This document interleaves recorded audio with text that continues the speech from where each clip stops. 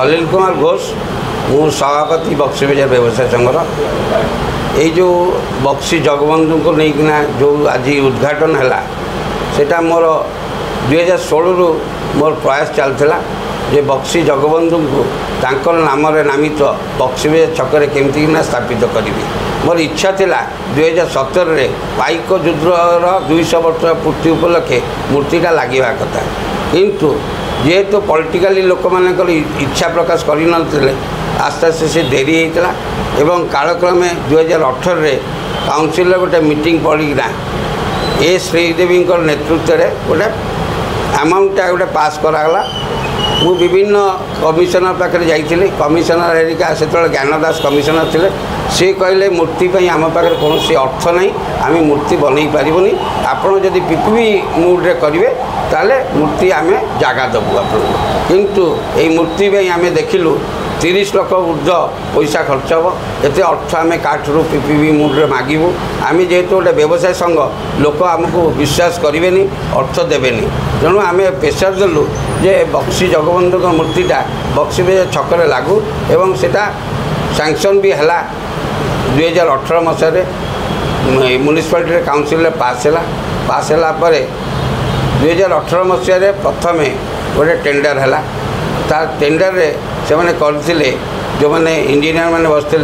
7 लाख 20,000 माने मूर्ति से मैंने एस्टिमेट करते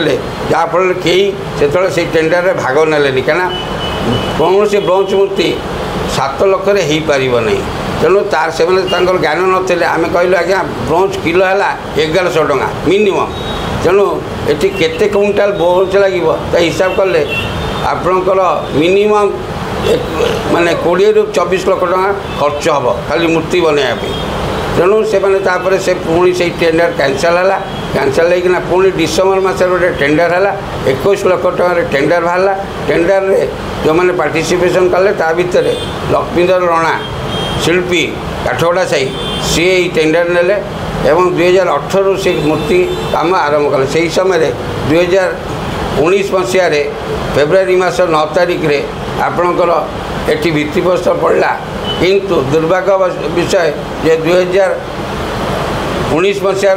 फेब्रुआरी मास 18 तारिख रे काउंसिल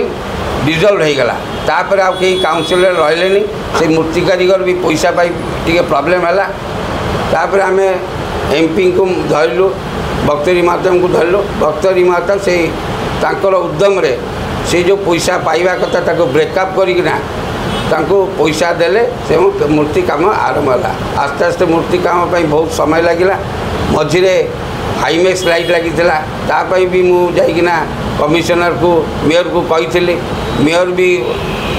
से मैंने देरी कले कहीं यहाँ जेहेतु तांकर कौन माने नेतांकर मूर्ति नुह ये जेहेतु बक्सी जगबंधु मूर्ति से उपलब्धि करें तांकर महत्व कौन ओडिशा प्रति तेणु देरी है जहाँ हो आम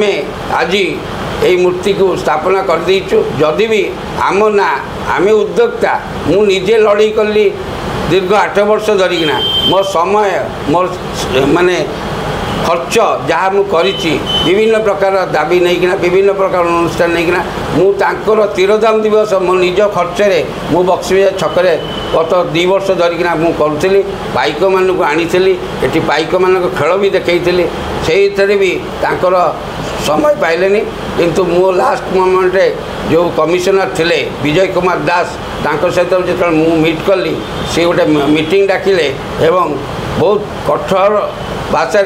मूर्तिवाला कहले जे मोर एटा शेष आपण सहित मीटिंग जदि आपण न करें ताले मु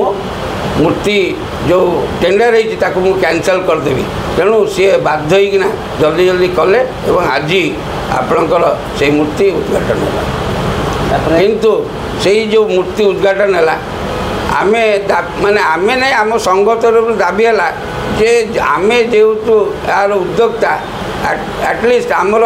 सभापति संपादक ना रो बक्सी बजार व्यवसाय संघ दाबी होता किंतु मेयर महोदय कहले जेहेतु यहाँ सरकारी पैसा अर्थ रही आपण ना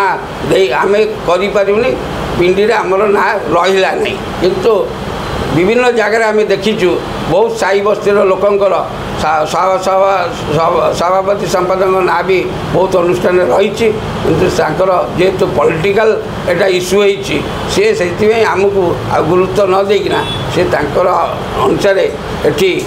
कटक सहर जिते कॉर्पोरेट अच्छे ना देना निज ना देना उद्घाटन कर आज जो उद्घाटन उत्सव है से उद्घाटन उत्सव रे जेपरी भाव में दलीय राजनीति है से बक्सी बजार व्यवसाय संघ तरफ मु सभापति हिसाब से घोर निंदा करुच्ची कहीं पब्लिक ये हवा कथा यहाँ कौन दलीय कार्यक्रम नाला सरकारी कार्यक्रम था किंतु ये पॉलिटिकली जेपरी भाव में विशृंखला करागला बक्सी बजार व्यवसाय संघ तरफ मु सभापति हिसाब से घोर निंदा कर।